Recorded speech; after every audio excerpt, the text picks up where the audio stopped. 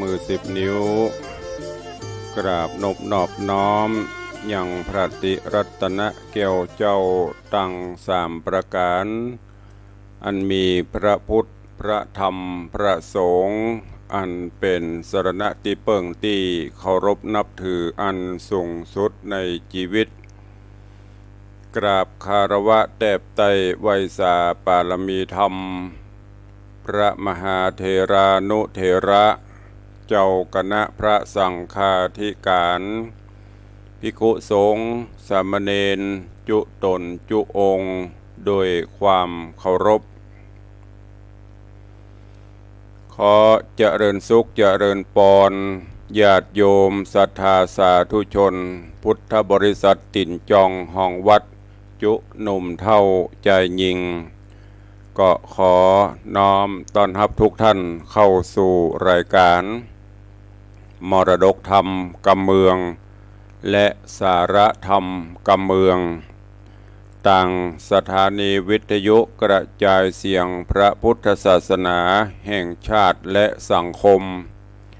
คลื่นเพื่อการศึกษาพระพุทธศาสนาและวัฒนธรรมส่งสัญญาณกระจายเสียงต่างสถานีวิทยุวัดฝ่ายหินตำบลสุเทพอำเภอเมืองจังหวัดเชียงใหม่ในระบบคลื่นความถี่ FM 104.50 เมกะเฮิรตซ์สถานีวิทยุคลื่นพระพุทธศาสนาและจริยธรรมในความอุปถัมภ์ของมูลนิธิพระบรมธาตุเจ้าดอยสุเทพในเมตตาพระครูวรลบนามวงพรหมผู้อำนวยการสถานีส่งสัญญาณกระจายเสียงในระบบคลื่นความถี่ FM 96.0 เมกะเฮิรตซ์ตลอดจนสถานีวิทยุชุมชนต่างๆที่ต่างตั้นผู้อำนวยการได้ลิงก์สัญญาณนี้ให้กับญาติโยมทั้งหลายได้รับฟังกัน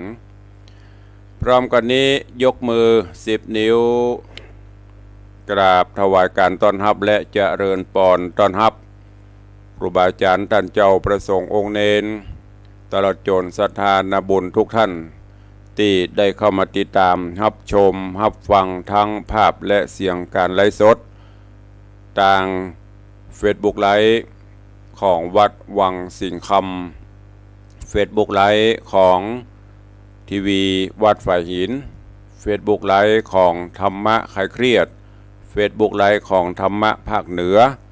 Facebook ไลฟ์ของอาจารย์พระครูสมุวิสุวัฒน์วรกิโจผอ104ตลอดจนหน้าจอ Facebook ไลฟ์ของญาติธรรมที่ได้เข้ามาแล้วเมตตาแชร์เสียงธรรมแชร์เสียงบุญนี้ไปยังกลุ่มเพื่อนๆกันของทุกท่านรายการนี้ดำเนินโดยกล่าวกับผมอาตมภาพพระครูวิสิทธิ์ศรีลาภรณ์รองเจ้าคณะอำเภอเมืองเชียงใหม่เจ้าอาวาสวัดวังสิงห์คำตำบลป่าแดดอำเภอเมืองเชียงใหม่จังหวัดเชียงใหม่เป็นผู้ดำเนินรายการนำรายการนี้มาพบปะกับทุกท่านตั้งแต่เวลานี้เป็นต้นไปปะกันวันนี้เป็นวันพระวันธรรมสวนะวันพระวันศีลก็เป็นประจำถ้ารายการไปตรงกับวันพระวันศีลก่อนที่จะดำเนินรายการนั้นจะได้นำปาสาธุชนพุทธบริษัททั้งหลายเข้าเฝ้าพระผู้มีพระภาคเจ้าโดยการร่วมกันไหว้พระและสมทานศีลดังนั้นขอเชิญทุกท่านกลั่นจิตให้ใสกลั่นใจให้สะอาดร่วมใจกันพร้อมใจกันไหว้พระนพธรรมณโอกาสบัดนี้ อิมินาสการเรนะพุทธังอภิปูชยามะ อิมินาสการเรนะธัมมังอภิปูชยามะอิมินาสการเรนะสังฆังอภิปูชยามะ อะระหังสัมมาสัมพุทโธภควาพุทธังภควันตังอภิวาเทมิสวาขาโตภควตาธัมโมธัมมังนะมัสสามิสุปฏิปันโนภควโตสาวกสังโฆสังฆังนะมามิ หันธรรมยังพุทธัสสะภควโตบุพภาคณมกาลังกะโรมะเส นะโมตัสสะภควโตอะระหะโตสัมมาสัมพุทธัสสะนะโมตัสสะภควโตอะระหะโตสัมมาสัมพุทธัสสะนะโมตัสสะภควโตอะระหะโตสัมมาสัมพุทธัสสะอิติปิโสภควาอะระหังสัมมาสัมพุทโธวิชชาจรณะสัมปันโนสุขโตโลกวิทูอนุตตโรปุริสะธรรมัสสารถิสัทธาเทวมนุษย์สานังพุทโธภควาติสวาขาโตภควตาธัมโมสันทิฏฐิโกอากาลิโกเอหิปัสสิโกโอปัญญิโกปัจจตังเวทิตโปวินยูหิติสุปฏิปันโนภควโตสาวกสังโฆอุชุปฏิปันโนภควโตสาวกสังโฆญาญาปฏิปันโนภควโตสาวกสังโฆสามิจิปฏิปันโนภควโตสาวกสังโฆยะทิทางจัตตาริปุริสายุคานิอัฏฐาปุริสาปุคลาเอสะภควโตสาวกสังโฆอาหุนยโยปาหุนยโยทักขินยโยอัญจริกาลนิโยอนุตตรังปุญญเขตังโลกัสสาติ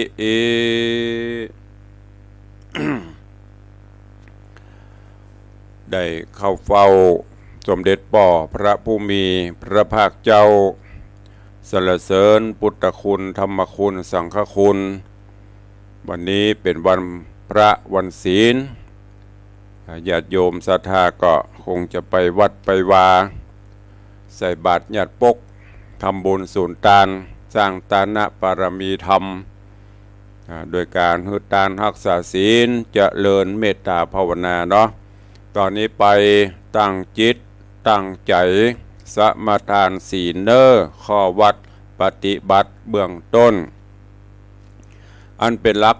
แห่งการอยู่ร่วมกันอย่างสันติสุขของมวลมนุษยชาติโดยการมีศีลมีธรรมโดยเฉพาะศีลห้าเจิญทุกท่านตั้งจิตตั้งใจสมาทานศีลณโอกาสบัดนี้ นะโมตัสสะภะคะวะโตอะระหะโตสัมมาสัมพุทธัสสะนะโมตัสสะภะคะวะโตอะระหะโตสัมมาสัมพุทธัสสะนะโมตัสสะภะคะวะโตอะระหะโตสัมมาสัมพุทธัสสะพุทธังสรณังคัจฉามิธัมมังสรณังคัจฉามิ สังฆังสรณังคัจฉามิตุติยัมปิพุทธังสรณังคัจฉามิตุติยัมปิธัมมังสรณังคัจฉามิตุติยัมปิสังฆังสรณังคัจฉามิตติยัมปิพุทธังสรณังคัจฉามิตติยัมปิธัมมังสรณังคัจฉามิตติยัมปิสังฆังสรณังคัจฉามิติสรณะคัมมนังนิธิตังปานาติปาตาเวระมณีสิกขาปตังสมาติญามิอตินนาตานาเวระมณีสิกขาปตังสมาติญามิกาเมสุมิจฉาจาราเวระมณีสิกขาปตังสมาติญามิมุสาวาตาเวระมณีสิกขาปตังสมาติญามิ สุราเมรยะมัชฌะปมาตฐานาเวระมณีสิกขาปตังสมาติญามิอิมานิปัญจสิกขาปตานิสีเลนะสุขติงยันติสีเลนะโภคสัมปตาสีเลนะนิพุติงยันติตัสมาสีลังวิโสทะเย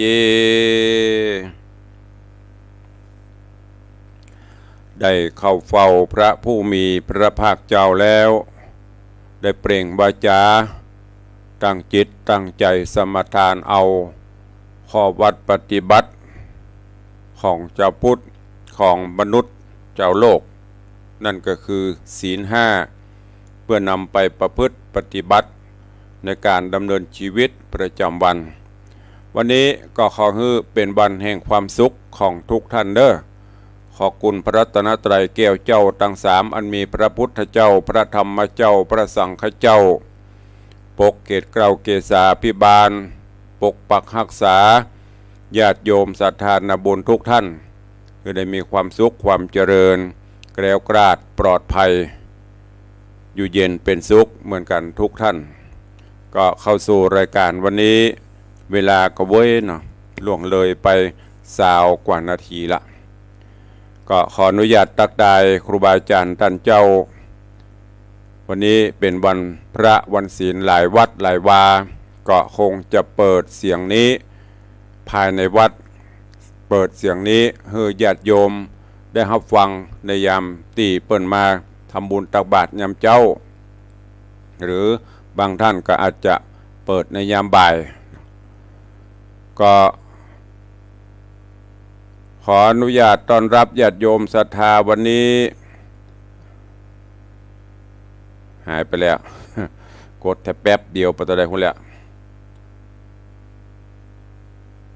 เจริญปอนต้อนรับคุณโยม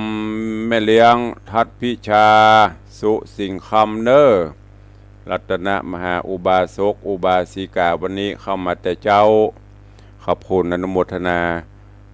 เจริญปอนต้อนรับโยม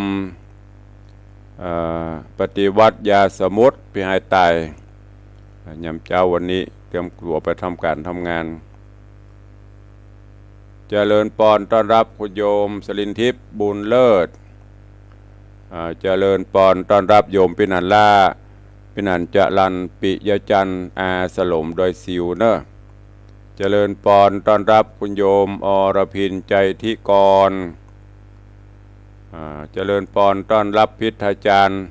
ปินันอิสมเตปินตะวาปะกันที่ประชุมปุ่นโดยรอปุ่น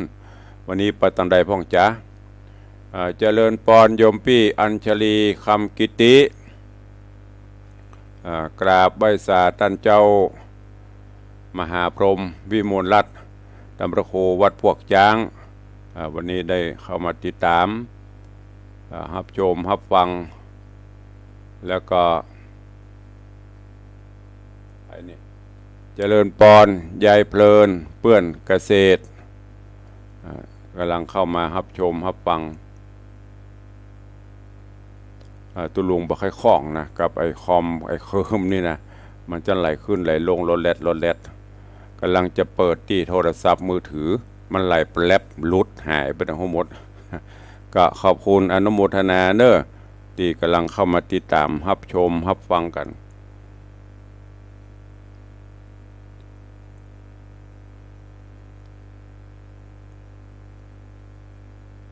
มาตึกใหญ่เพลินเปื้อนเกษตรก็วันนี้ญาติโยมทั้งหลายเจ้านี้ก็ฝนตกเนาะฝนตก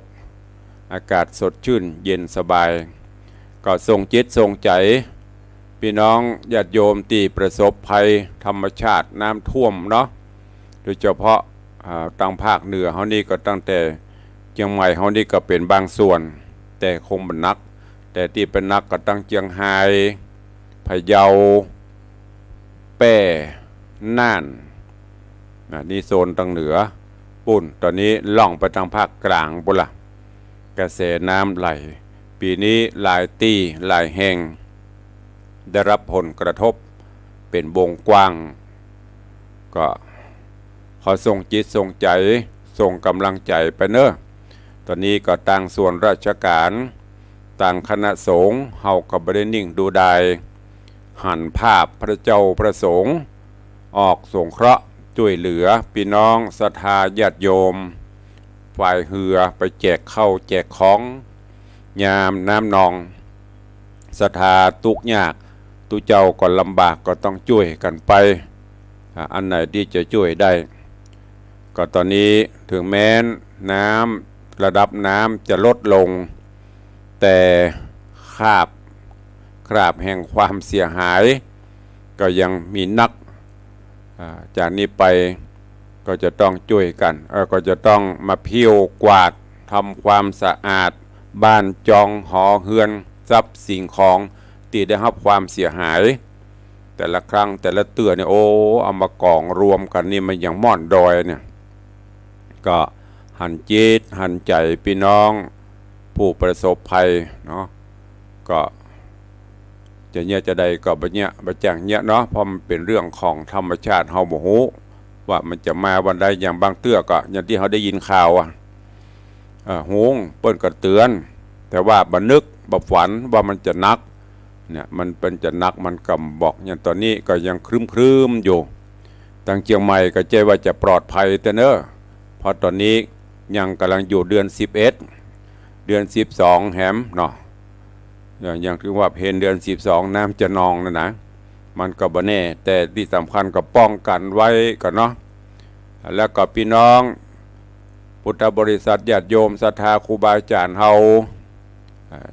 หากมีกุศลและเจตนาที่จะร่วมสงเคราะห์ช่วยเหลือผู้ประสบภัยท่านทั้งหลายก็สามารถดำเนินช่วยเหลือได้เนอะผ่านต่างหน่วยงานต่างๆบ่ว่าจะเป็นต่างคณะสงฆ์ถึงเปิ้นก็ได้ประกาศไปตามจุดต่างๆตลอดจนต่างหน่วยงานราชการหรือจะไปด้วยตัวเองมีข้าวน้ำโภชนะอาหารสิ่งของเครื่องใช้ก็สามารถนำไปได้เนอะบ่ว่าจะไปต่างเชียงรายก็ดีต่างเมืองแป่ต่างเมืองน่านต่างพะเยาที่ได้รับผลกระทบและตอนนี้ก็เข้าใจว่าคงจะไปต่างกลางต่างใต้นะคงจะเป็นวงกว้างตุลุงก็ส่งรายการส่งกำลังใจให้ทุกท่านพร้อมกับพี่น้อง FC เนอะ FC เป็นรายการของเราขอร่วมกันฝ่าฟันวิกฤตนี้ไปให้ได้เข้ามาสู่ของหัวใจของรายการในวันนี้พระธรรมเทศนาตะวาอีแม่ยังก็โทรมาตุลุงบริจาครายการละกา อีแม่ถ้าฟังเจ้าสุญโยมาเอาไม้สีฟันไปเนี่ย ก็บอกว่าโอ้แม่เฮยช่วงนี้ตั้งแต่รับภารกิจต่างคณะสงฆ์ก็งานก็นักประกอบกับทางวัดก็มีช่วงนี้ก็รู้สึกว่างานมันนักแต่วันนี้ประชุมไฟแรกห้องประวานี่เป็นต้อนรับอย่างรองเจ้าคณะอำเภอใหม่ป้ายแดงไปประชุมแต่ว่านี่ฉันเพนเสร็จออกไปประชุมที่หอประชุมพุทธมณฑลใหม่ปุ่นบ้านโทกเสือดอยลออำเภอดอยลอปิกเข้าหลังจากเสร็จประชุมก็ลวดไปเยี่ยมสำนักสงฆ์เทพนิมิตแม่ขาน้อยวันนี้จะมีรายการธรรมสัญจรของคณะสงฆ์ตำบลประแดดก็ลุกปูนก็ลวดไปเยี่ยมเปิ่นปิกเข้าถึงวัดตะวาระฆังออกป้ง6 โมงตรงเนี่ยญาติโยมศรัทธาภารกิจใจว่ามีมันนะยังเขาว่าสบายอย่างตุนะมันจะสบายยิ่งประเดี๋ยวงานคณะสงฆ์เนี่ยโอ้หนักตึงฝ่ายวัดประชารัฐพ่องหน่วยอบรมพ่องหมู่บ้านศีล5พ่องสปันเนอร์เพราะนั้นก็เลยได้จัดพ่องไม่ได้จัดพ่องอัญญามเขาจัดรายการนะใครจะอู้ตุลุงพ่องใครจะฮื้อกำลังใจทักทายตุลุงพ่องดักปิงมีม่อนจันเหรอมีเมืองเกณฑ์เหรอมีไอ้แฟนพันธ์แท้กะ3 คนอันบันไดบันไดเตะนี่แม่เป็นเจ้าหอยหูปะฮอนโทรหาแต่เนอบางทีจะอี้กับว่าโทรจ้าง อันนี้ก็อย่างที่ตุลุงบอกไปเนอะถ้าว่างนะทำว่างก็เทปฟังกันไปมันเป็นอย่างนั้นก็พร่ำบรรณานักเวลาล่วงเลยบรรนักแก่แล้วเนาะวันก่อนได้เทศนาสุวรรณพรหมาถึงภูกที่5ลำดามาถึงตอนที่ศูนย์โยไปปะกับอมราต่างคนก็ต่างประปบมาปะกันโดยเฉพาะอมรา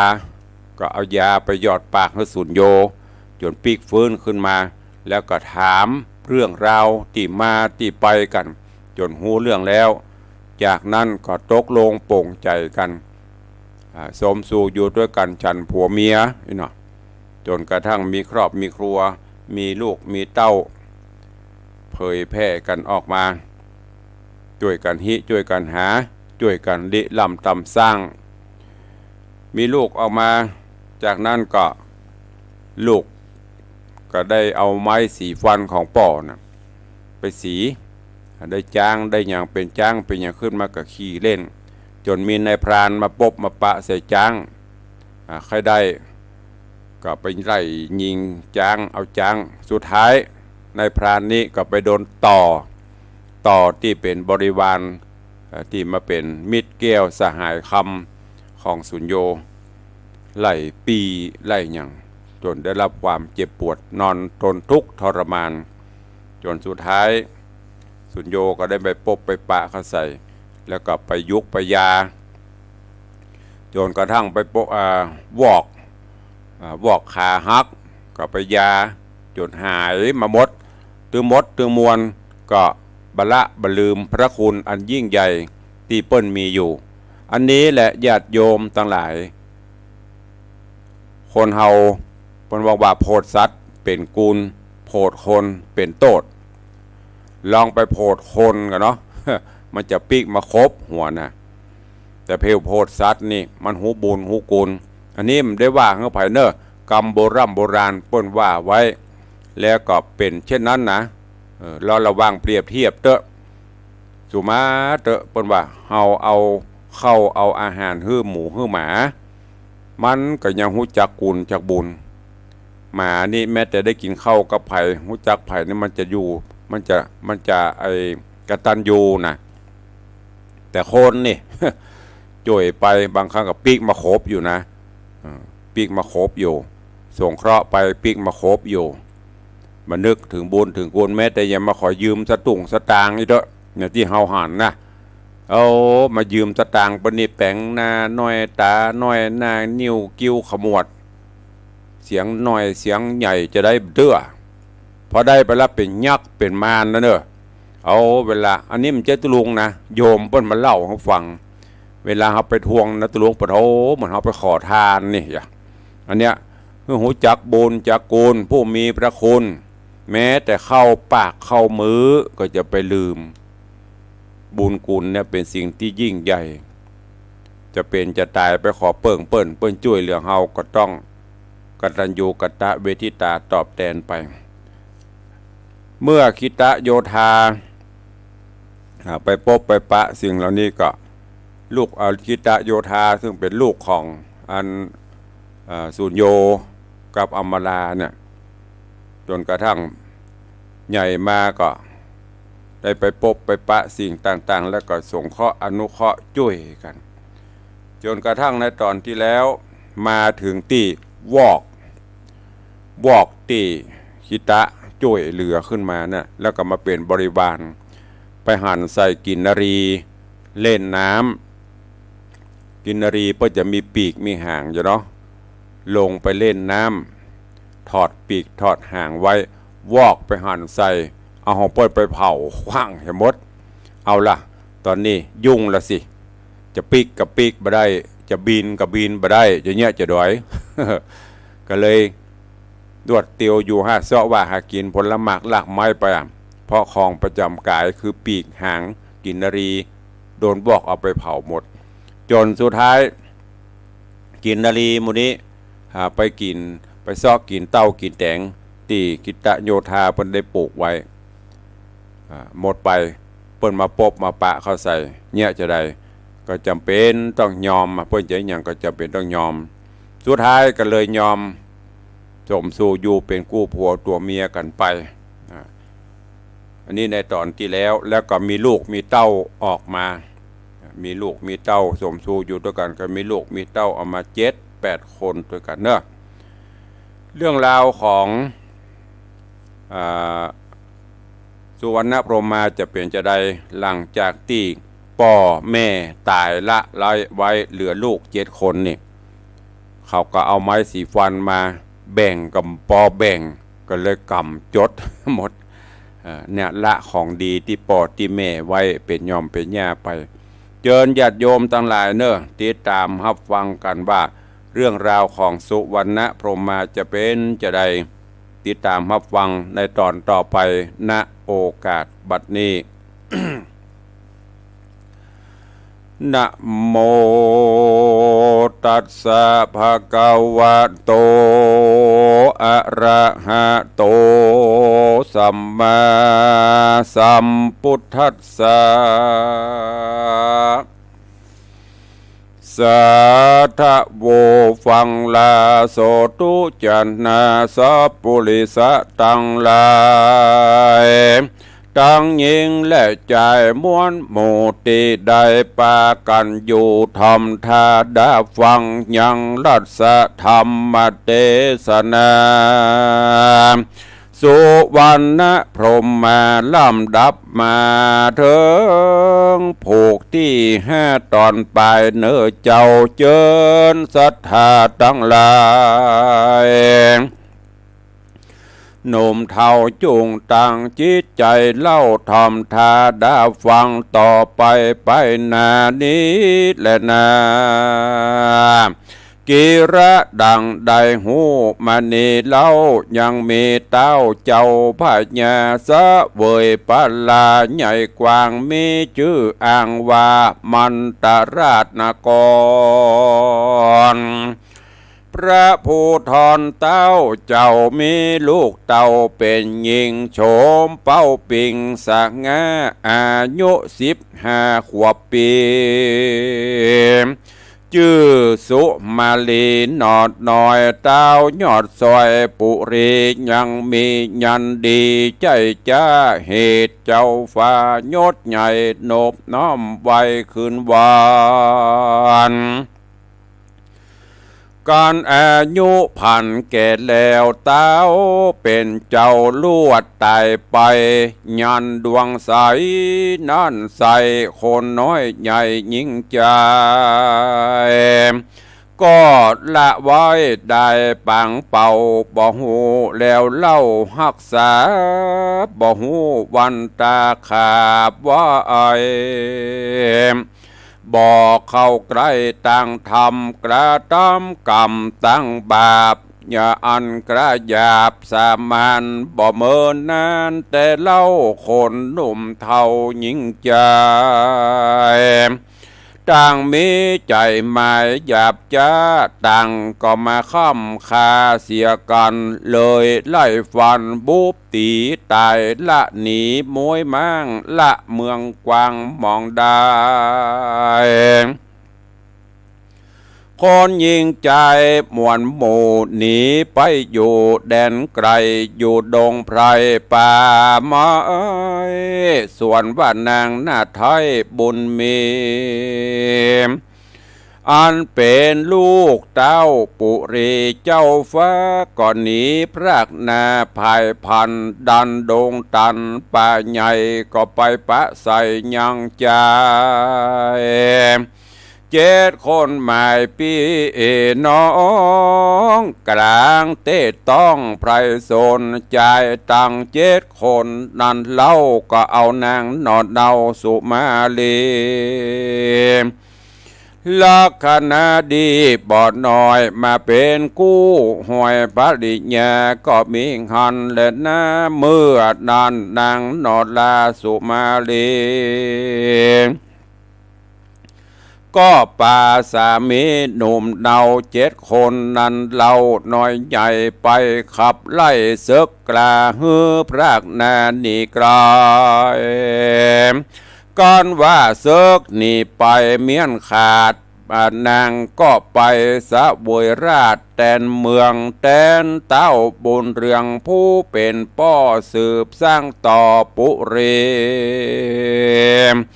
นานปอปี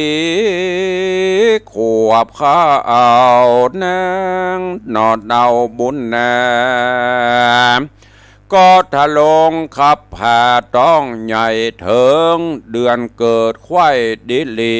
นางสุมาลีนอนเอาก็พาสูตรลูกเต่าใจเดียวรูปจะเดียวองค์อาจพันนพิราชโสภา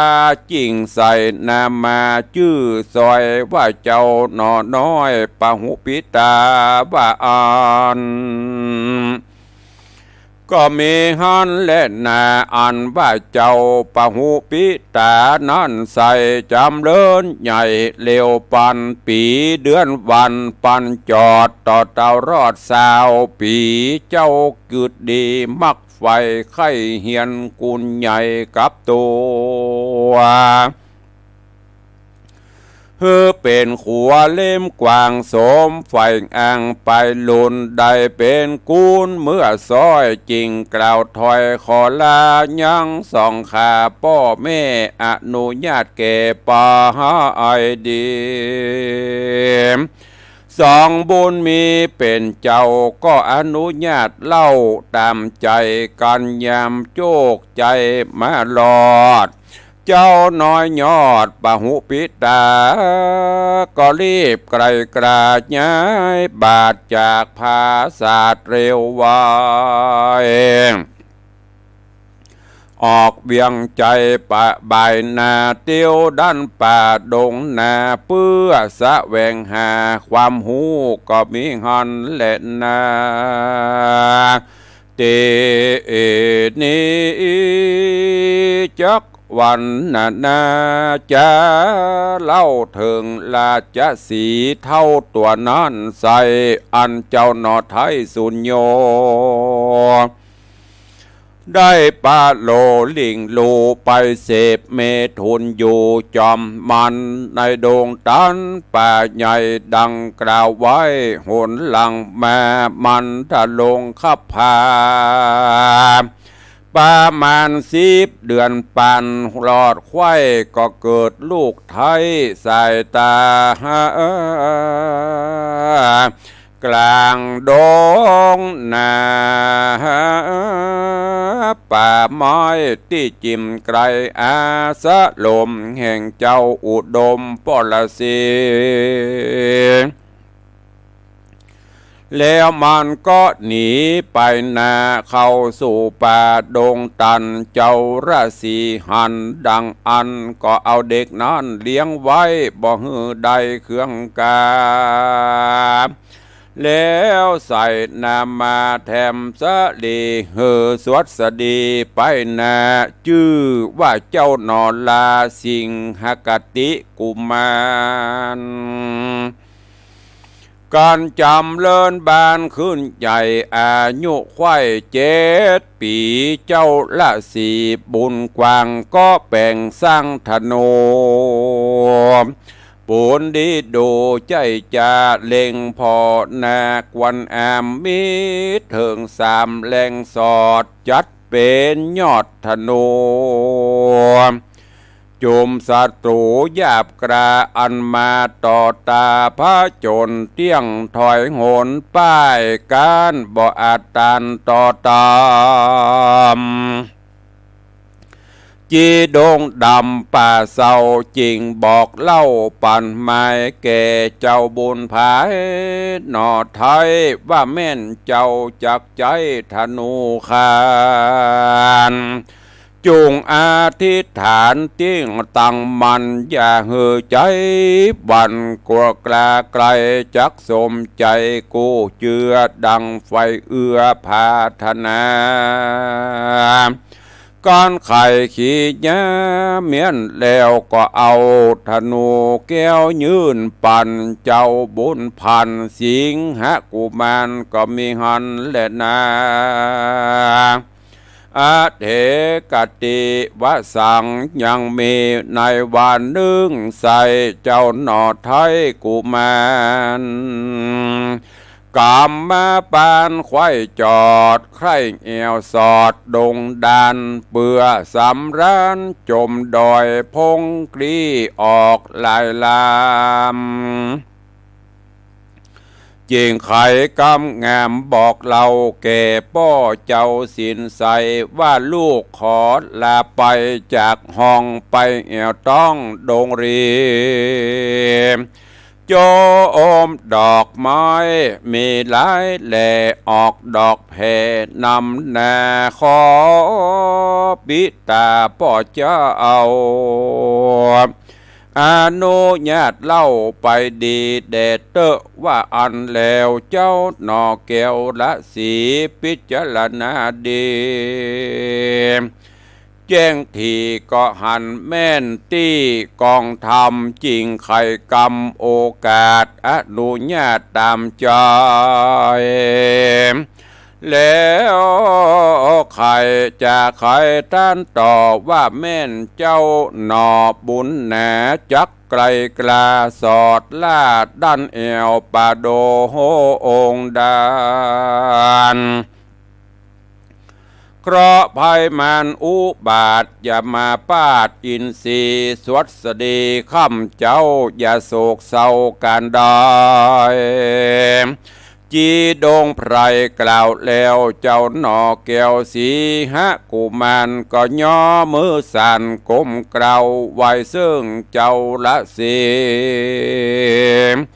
ก้อยถอยนี้กลาพรากหนีออกจากศาลาก็มีวันนั้นแหละนะนิติตังขีญาสั่งวันนาวิเศษจากห้องเหตุสุวรรณพรหมมาผูกทวนที่5ปางเมื่อเจ้าหนอลาสีหกุมารใครแอวดงดานป่าไม้ลาป้อไทยละสีจักหายและดีไปนาอดอยู่ถ้าฟังไปพวกนี้ไขไปแจงก้อยฟังแทงไปลุนแดดเตอนาก็บังโกมสมฤทธิ์เสด็จ สุวรรณพรหมมา ผูกที่5จบอวสานลงเรื่องราวก็ม่วนงันสั่นเล่าเข้มข้นขึ้นทุกขณะเน้อติดตามรับฟังกันไปยังคงค้างยังเหลือแถมร้ายผูกอยู่หมดกัน10 กว่าผูกกำลังมาถึงผูกที่5วันต่อไปเนาะตุลุงจะได้เอามาสรุปเรื่องราวในตอนนี้แล้วก็จะได้เทศนาในตอนต่อไปให้ญาติโยมทั้งหลายได้ติดตามฟังแล้วก็เก็บแกะกรไกเอาสาระแก่นสารนำไปใช้ในการดำเนินชีวิตประจำวันเด้อ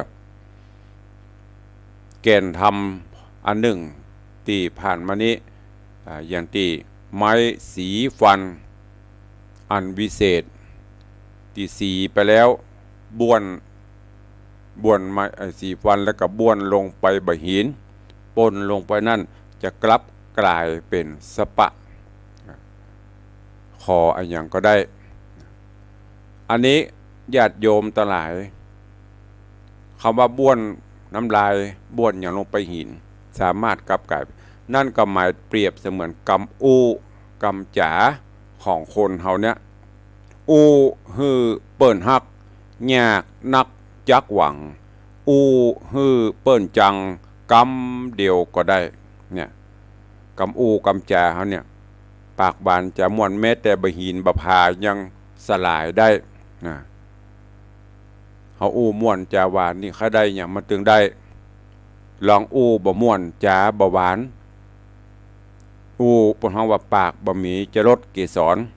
ต้องแยกแยะนะญาติโยมทั้งหลายระหว่างอูเล่นอูแต่อูหนัวบางคนก็เล่นหุแต้มหุเก็บเอาไปโคดให้ประตกประเสี่ยงก็มีนะมาถ้าพอไก่อย่างตุลุงเนี่ย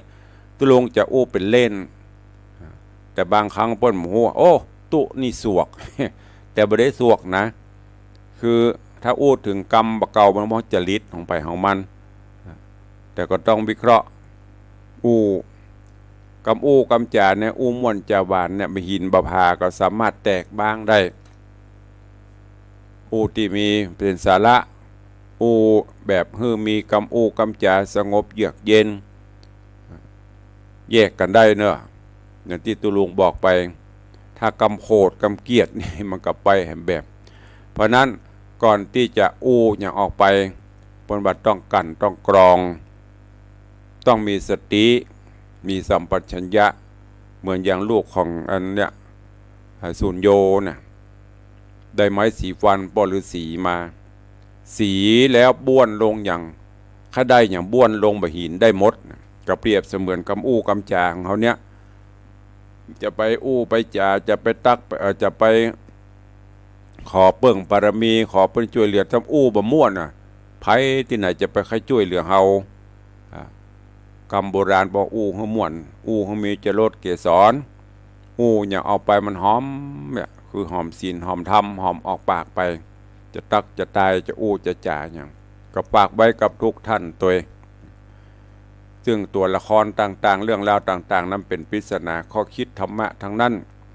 นำไปใช้ในการดำเนินชีวิตประจำวันเนอะอยู่ในสำนักงานอยู่ในที่ทำงานก็อู้ให้มันม่วนลูกน้องก็จะได้ฮัก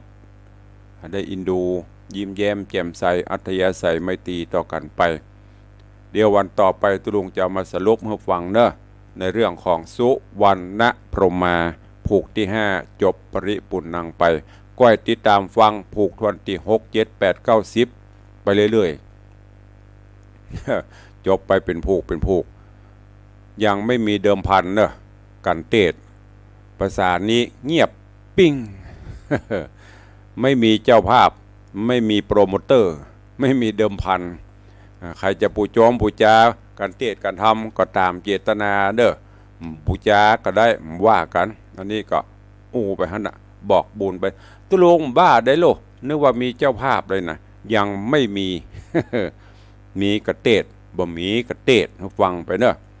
เดี๋ยวขออนุญาตตักตายตั้งบ้านตั้งจองต่อตะกี้เนาะต่อไปตะกี้มีไผ่พ่องนี่ เดี๋ยวก้อยๆก็เดี๋ยวมันจะหลุดยายเพลินเพื่อนเกษตรท่านมหาพรหมวิมลรัตนประโควัดพวกจ้างถ้าเปิดออกอันห่อออกลำโพงในวัดกะวัดพวกจ้างจอกปอกพวกจ้างเงินปอเสล้อลากเล่นเจริญพรยายเพลินเพื่อนเกษตรกราบใบสาดำประโคเจ้าสาธุเจริญพรคุโยมสุพณี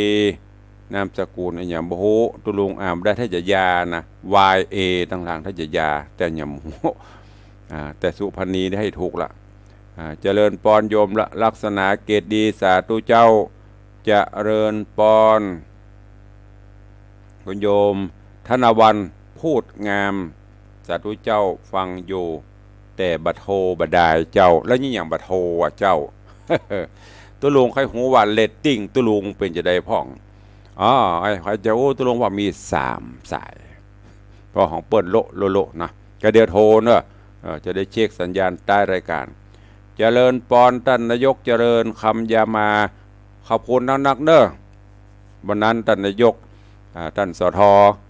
จากตำบลสันพักหวานนายกเทศมนตรีตำบลสันพักหวานท่านนายกเจริญคำยามาเปิ้นมาร่วมมุทิตาไม่ได้ตักได้ตายกันดีขอประทานอภัยเนอะเพราะวันนั้นถึงไม่ได้อู้ได้จ่าภัยดีมันลุมลำเนาะ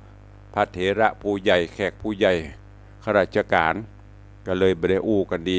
ก็ขอบคุณเนอะท่านนายกดีมาร่วมพิธีมาเป็นกำลังใจตัวเองเจริญปอนคุณโยม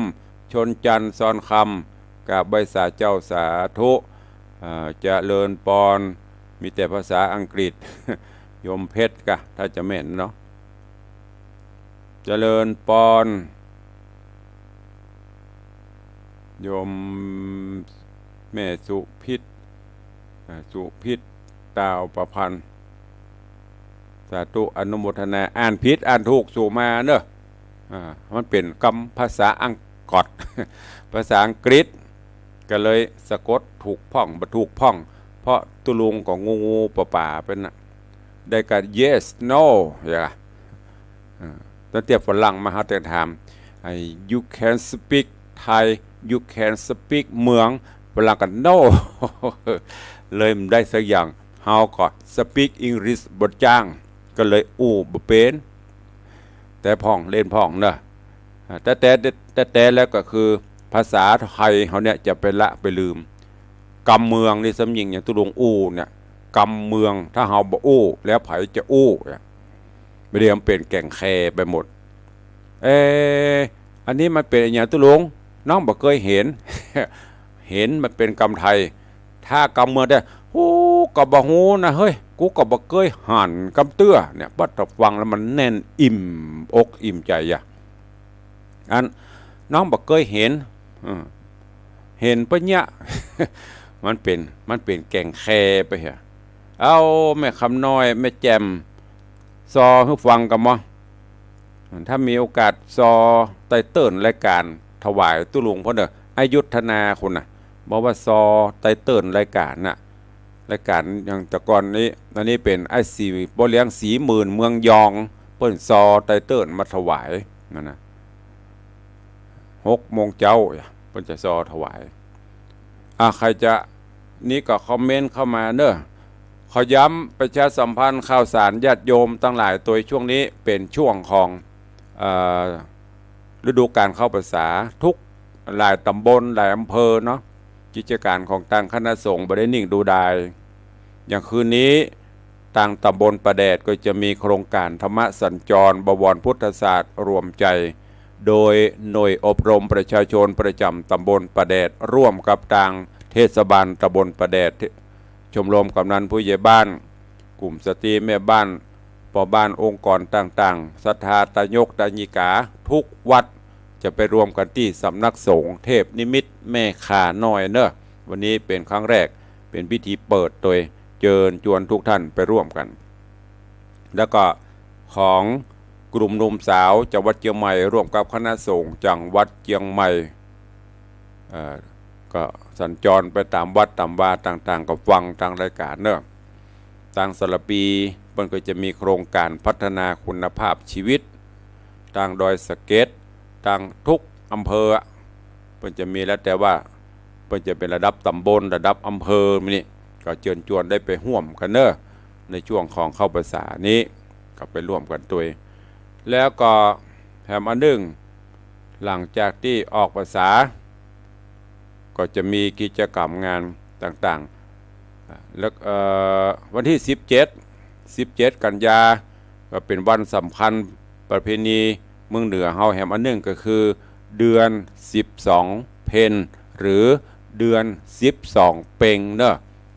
ดังที่เขาได้ยินเปิ้นปล่อยเปรตปล่อยผีประเพณีเดือน12ก็จะมีการตันน้ำตันทำตันขันเข้าตันกวยสลากหักไม้เหล่านี้แล้วแต่พื้นที่ที่ไหนเปิ้นจะตันอย่างที่วัดวังสิงคำตุลุงก็ได้เชิญชวนศรัทธาวัดเฮาตลอดจนพี่น้องศรัทธานบุญเนอะตานสังฆทาน อุทิศกรปนผลคือป่อแม่พี่น้องครูบาอาจารย์ปิตามรรดา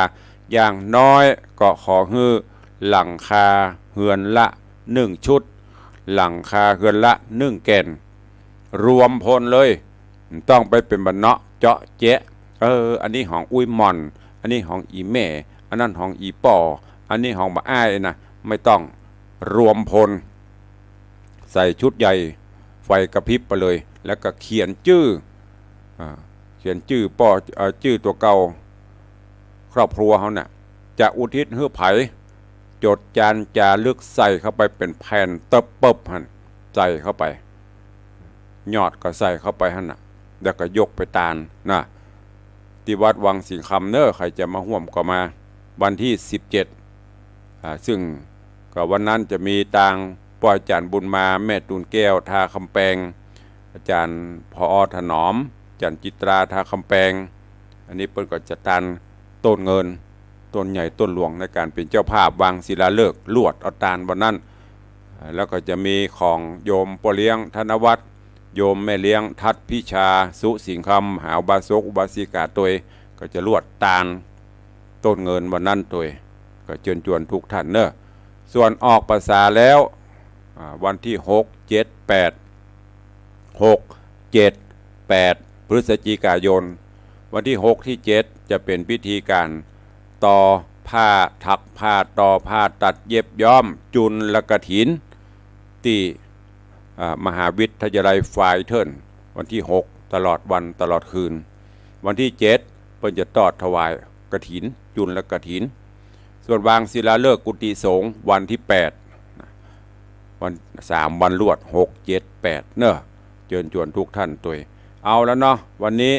คงไม่ได้ตักตายตั้งบ้านละเวลาหมดเวลาตักตายกระตึงมีไผมี3คน2คนก็ถือว่า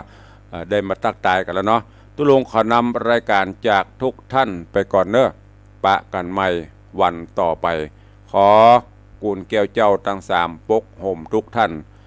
เพื่อได้อยู่เย็นเป็นสุขหมดทุกข์หมดโศกหมดโรคหมดภัยพยันตรายอุบัติเหตุเพศภัยจุงมาลายหายสิ้นไปแม่จากหิปันมาแม่จากหาปันได้เงินคำกำเกลือไหลมาเทมาเดินทางไปแห่งหนตะบนใดขอฮือแกล้วกราดปลอดภัยจากอุบัติเหตุเพศภัยต่างๆจะได้มาราวีอยู่ดีมีสุขเหมือนกันจุตนจุองค์จุผู้จุคนเนอ